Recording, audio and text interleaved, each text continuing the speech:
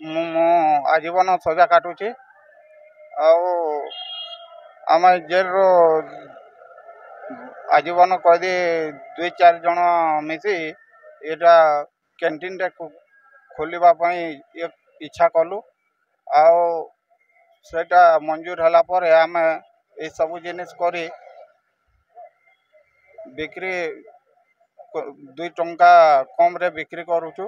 ଆଉ ଆମକୁ ଏସବୁ ଜିନିଷ କରିବାକୁ ଟିକେ ଭଲ ଲାଗୁଛି ଆଉ ଲୋକମାନେ ମଧ୍ୟ ବହୁତ ଖୁସି ହେଉଛନ୍ତି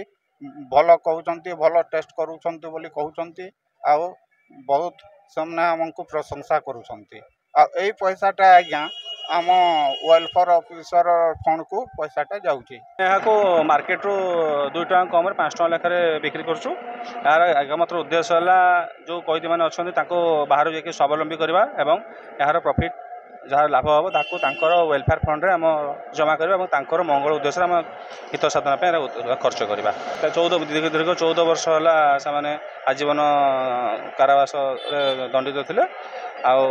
ଏବେ ତାଙ୍କର ପ୍ରିମିୟର ପାଇଁ ଯାଇଛି ଯେହେତୁ ତାଙ୍କୁ ସେ ବାହାରକୁ ଗଲା କିଛି ତ ଗୋଟେ ଗୁଜୁରାଣ ମେଣ୍ଟେନ ସେଥିପାଇଁ ଏଇସବୁ ଜିନିଷ ଧନ୍ଦା ଆମକୁ କାର୍ଯ୍ୟକ୍ରମ କରାଯାଉଛି।